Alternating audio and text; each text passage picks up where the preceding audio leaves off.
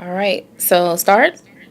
All right, perfect. So, my name is Nikki Brooks. Welcome. I'm gonna have a candid conversation, and I want to talk about a few things where Target and Blue is concerned. So, this the thing is real. So I'm gonna get used to that. This is loud. Do I need to keep this in the whole time? Okay, okay, great. Got it. Got it. Okay. Oh, that's perfect. All right. So I want to talk about this whole Target boycott. I know a lot of controversy started with the comments that Tabitha Brown had when Tabitha Brown came out and said, hey, Target's rolling back DEI. People want to boycott, but make sure, you're not harming any black owned businesses that have their products in Target. Now, a lot of that was problematic. I don't think it was intentional. I think that Tabitha may have been armed with information, probably purposely, that really was semi harmful and that was really designed to disrupt the process. But I want to empower you with information so that you can understand what you're doing, how it works, and how to make an informed decision around this. Okay. As a disclaimer, I am participating in some blackouts, but I am not hardcore boycotting simply because I truly believe that that is not the issue. I don't believe it's the issue. I don't believe it is the answer. And I'm going to talk about that. So I'm going to try to keep it quick and get to the point, talk about it three parts. So the first thing is just talk about a little bit about the history of Target that you need to understand. The second thing is you kind of need to understand how the supply chain works and how black owned suppliers get paid and how retailers get paid and how things get to you, because I think this also will help you with determining what additional companies you want to support or not support. And then I will talk about very briefly what I think the true issue is, which is really digital equity and inclusion, but we'll get to that. So, history of Target. As a person who's been involved in advocacy for years, this really kind of goes back into the 1990s. So in the 1990s, it was a crime wave. Target decided that they wanted to partner with police departments, which included the Minneapolis police. They were supposed to be helping the police deter crime. And so they started this program that was called Target and Blue.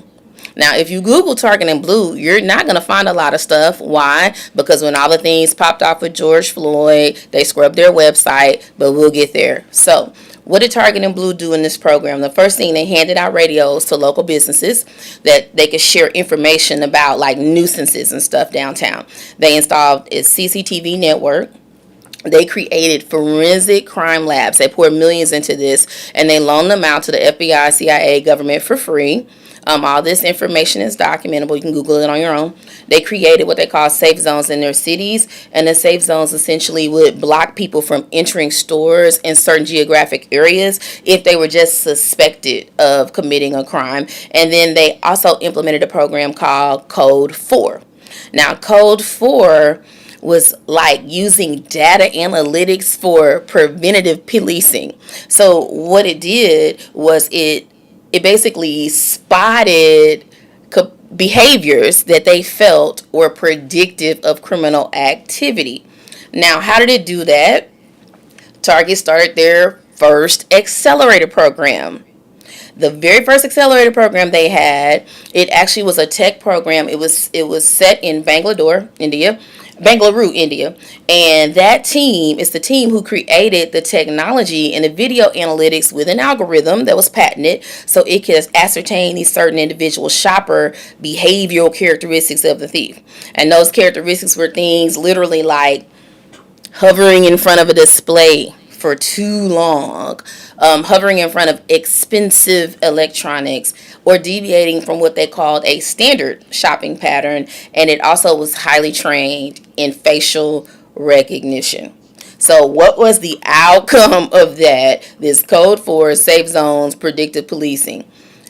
Well, instead of it creating a safe zone, it ultimately created like a pipeline with the police in Minneapolis, the prosecutors in Minneapolis, which essentially was a feeder program for the houseless slash homeless population, straight into prison based on these behaviors that were being identified. And one of some of the tangible outcomes that were problematic is that they started circulating a blacklist of people who exhibited this antisocial behavior to other stores. So what that meant is, if I go to Target and loss prevention at Target dings me because I hovered in front of electronics too long, and they put me as a suspect, and then they get my car license and they circulate that to the other businesses in Minneapolis. So that means I could go to a Kohl's, and the loss prevention at Kohl's would have seen me and said, no, don't come in. Or Walmart and said, don't come in. So it's one thing. The second thing, it actually resulted, obviously, in a disproportionate amount of arrest records. More than 80% of the arrests that they had in Minneapolis, out of that 80% of the arrests, 74% of those offenders were black people and 10% were American Indian. It got so bad that in Cook County, Illinois, they actually ended up filing a lawsuit because this was something that violated the Biometric Information Privacy Act. And so this program spread, and it spread to over 25 cities across the nation. And it was problematic. Okay, it was problematic. It created civil rights violations, the whole shebang, you name it. Target heavily invests in what they call threat analytics. Now, enter George Floyd. If you were active or aware in the activist community at that time, and one of the first things that happened in Minneapolis was that Target store was looted. When that Target store was looted, and of course, the activist community, Black American community with lots of support and allies rose up and said, time out, this is what we want. We want to stop being discriminated against. We want some change. Target immediately scrubbed Target in blue. They got rid of it. And in lieu of Target in blue, they said, okay, we're going to make a demonstrated commitment to DEI. So part of that commitment that they didn't have before, part of that commitment was, we are going to increase our workforce to 20% of black people. We are going to increase funding to black businesses. We're going to invest so many billions in black businesses by 2025. They have fulfilled that pledge. It is 2025. They fulfilled that pledge. That is one of the that's one of the motivators or justifications of the rollback of DEI. Now, as part of that pledge, to fulfill it, they implemented an accelerator program that is specifically for black-owned business products or black-owned suppliers. And that accelerator program was called Future Forward. Okay. The accelerator program for Future Forward is amazing. It actually, I consider it to be like reparations, because it totally expedites the process of a product's pathway to the shelf or pathway to the consumer. Now, to understand this, you need to understand the supply chain and how it works for someone that makes something. So if you can cue, I have a picture up, and I just want to reference this picture so I can explain the supply chain to you. Now, this is just a basic pic. There are lots of different things that happen in the supply chain, but this right here is it in a nutshell.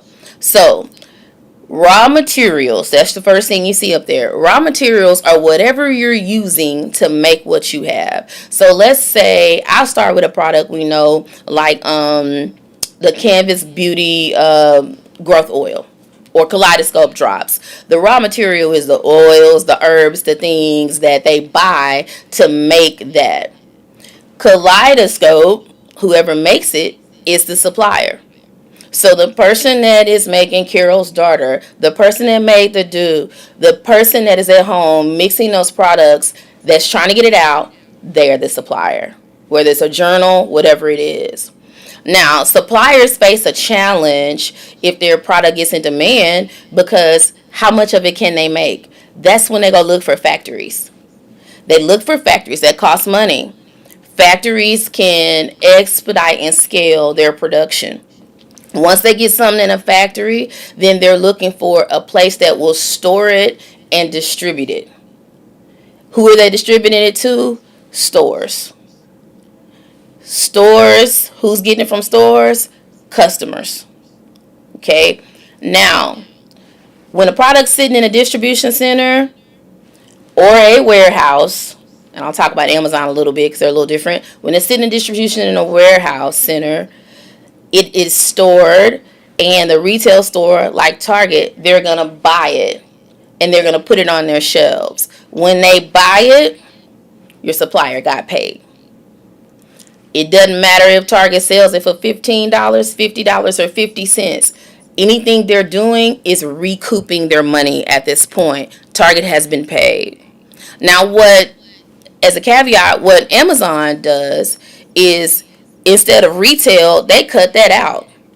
They let people that make stuff store it in their warehouse, and then you buy it from them. So, in my opinion, Amazon is a little more direct to creators, but that's neither here nor there. So, I just want you to understand how that supply chain works so that you're not armed with misinformation. Because what happens is we get emotional and we are not informed, and we're loud and misinformed. And the individuals who know that we out here sounding silly, they ain't gonna say a word. All right. So anyway, that's how the supply chain works. You can take that down. So that is what made Tabitha's comments so controversial and a little misleading. Now, because if I'm going to, let me see, how do I want to say this? That made Tabitha's comments a little more misleading, and I think it disappointed a lot of people and made it controversial. Now, someone clearly had to tell her that misinformation. In addition, the difference between Tabitha and the small business owner that is on the shelf is that Tabitha is actually a content curator for Target. Now, in referencing that picture, one of the ways that big retailers actually increase their money is that they buy those functions in the supply chain. So someone like Target or Walmart, they're going to go buy a distribution center. They also buy factories. They also buy like source materials and things like that to help them keep some of their profit. Right? And so what Tabitha does is she's a curator for Target's products. So technically, she's like an employee. She's in contract with them. So it doesn't matter. Her situation is not going to be the same as that small black-owned business owner, and her level of skin in the game is different from theirs. Now, I won't go too deep on that because I'm not trying to get on to Tabitha. I think that she spoke with misinformation. What I truly want to get into is understanding how your responsibility as a customer to those brands. To understand that, think about this. Let's say that 10 stores around your house go out of business. Is Velveeta cheese going out of business? It's not, because Velveeta cheese is a product that customers want, which is why retailers need to buy it and make money off of it and sell it. We don't buy it directly from Velveeta. We buy it from the real retailer. Now, what Target did with this accelerator program, I say it was like reparations, because that path to get from your kitchen table making something to a retail store is not only hard and arduous, it is expensive, it's difficult, and there's so many moving parts. And what Target did with their accelerator is said, we're going to bring these black owned businesses in. We're going to equip them with this business information that generationally they've been kept from, and we're going to invest in their whole supply chain and expedite putting their stuff in the shelf. And we're going to lend the privilege of our big name to their small product to help expedite the demand. That is a beautiful thing. It's wonderful. It's beautiful. That is a once in a lifetime. That's like hitting the lottery. Hitting the lottery for a product supplier. But that's not the consumer's responsibility. If Target sold you a pipe dream, if Target told you, I'm going to marry you and take you and put you up in this beautiful house and all this stuff, and then Target left you at the altar, your village can help you heal, but we're not responsible for making up for the dream that Target promised you. We actually have nothing to do with that. And then to make matters worse, when you come out and you ask us to support the dream that Target ran out on you and to make up for that, but meanwhile Target is around here knocking other villages' head between the washer and dryer. Like, that just doesn't work like that. So that's the issue with that. Now, why are companies rolling back DEI? That has very little to, and the whole thing with companies rolling back DEI, that is one of the reasons that I am not hardcore about a boycott, because that is not the true issue. The reason they're rolling back DEI is because it has been de-incentivized.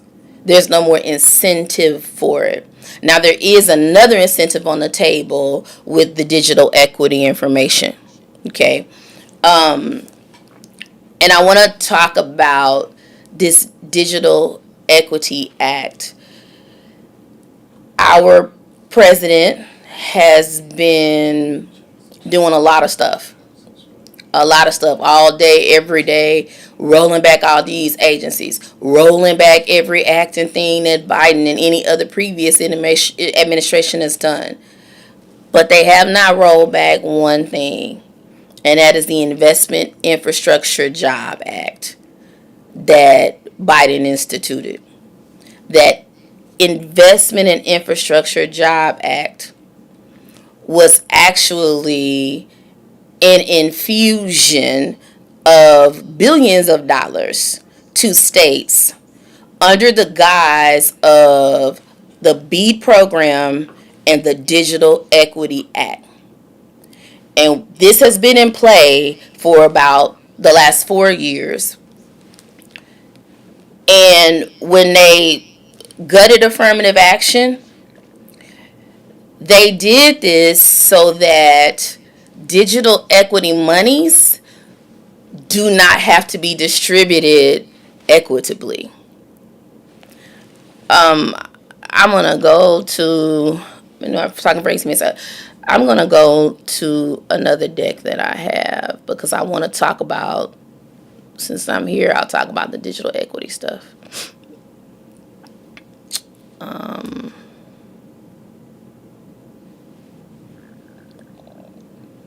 Un momento. Let's see. I'm looking for this. I want to explain this to y'all. It's long. It's boring.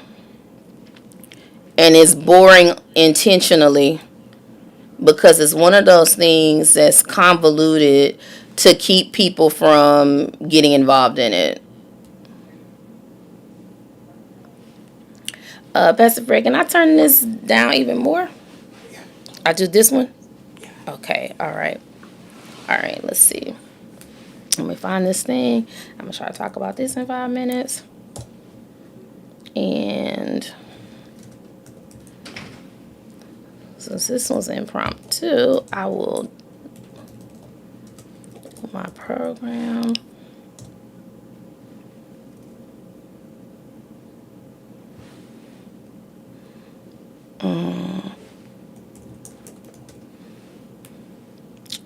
One moment, and I will get this here.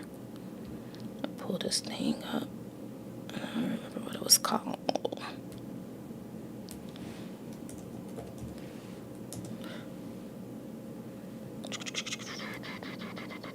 Here we go.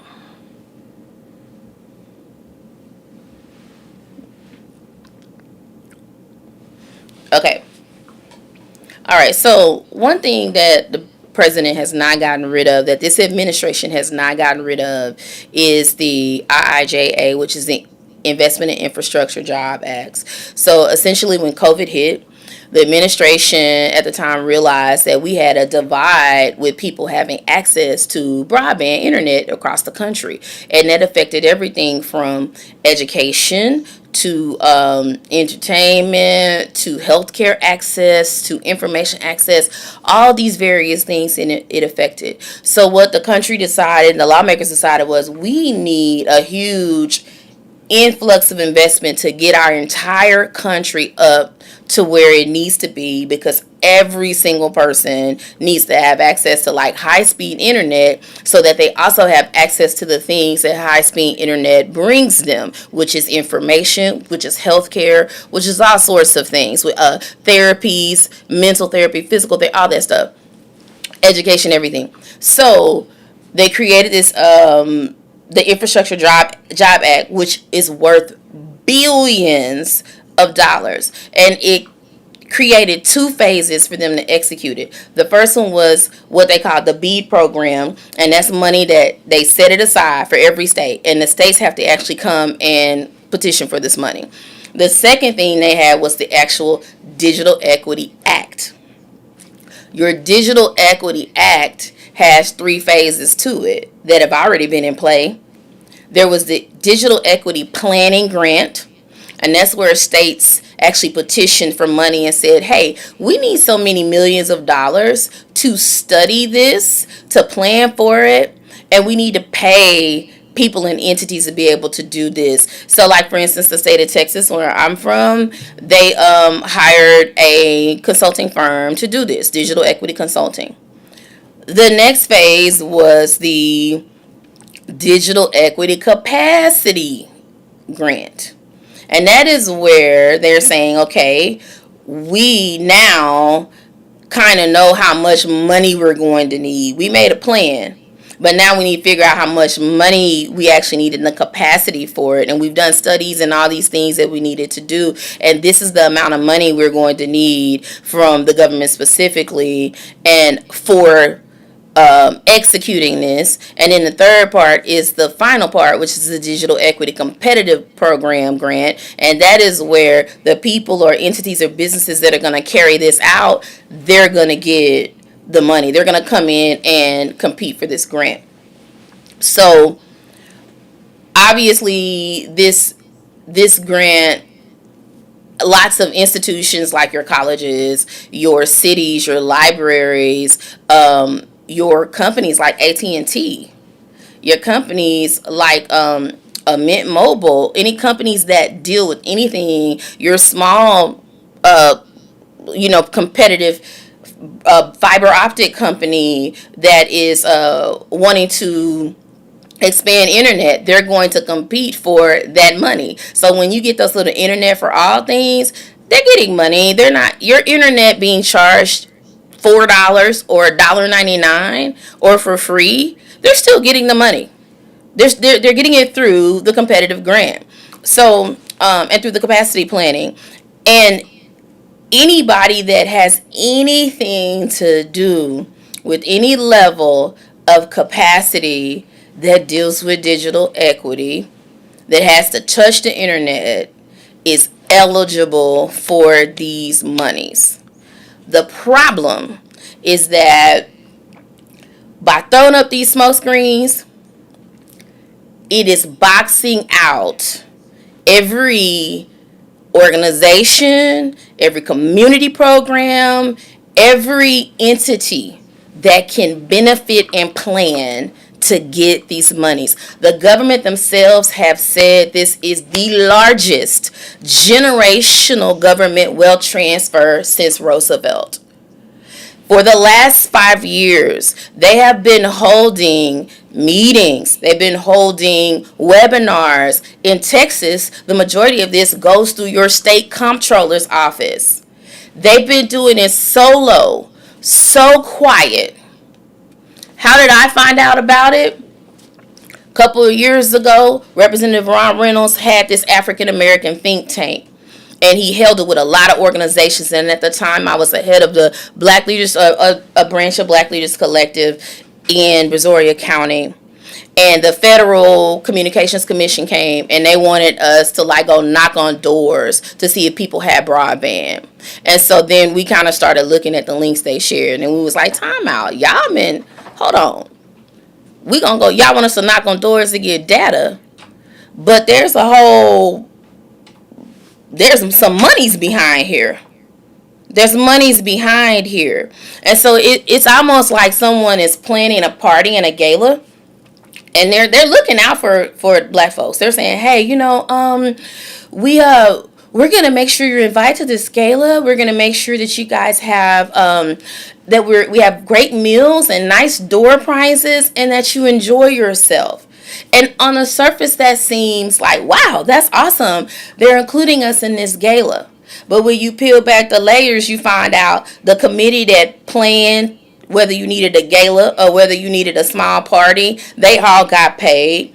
If they had to choose what venue the gala was going to be in, and that was a process. They got paid for determining that, and the venue got paid. And then so they're planning what to do for their state, for their nation, without the individuals in the state and the nation, even though they should and they're supposed to. So it's smoke screening. Again, it is just ironic. It's not ironic, actually, that all of the DEI offices at colleges were scrubbed. Why? Because if we're talking about digital equity and we're talking about inclusion, naturally, every single entity in this company that has in this country that has anything to do with diversity is going to be in line for these funds, which takes it away from private business owners, and it actually enforces by nature equitable distribution of the monies. So in the state of Texas is getting about $5 billion. Okay. It's extremely layered and complicated, as any type of government money is. Currently in the state of Texas, they're in the sub-grantee process.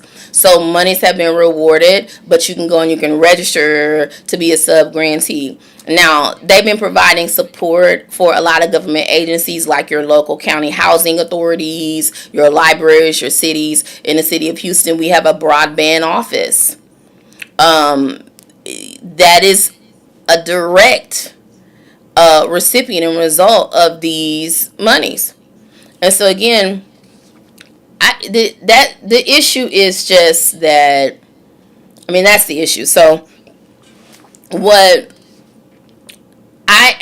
my role in this was at one point in time prior to the removal of affirmative action, I was helping organizations and assisting with understanding this information in the digital equity planning. We didn't really know how this was going to, the removal of affirmative action was going to really impact things. And because this is something that I'm doing in a civic or volunteer capacity, it's something that I, could not sustain. I don't have the bandwidth to really do that. So things kind of stagnated. But it's still here.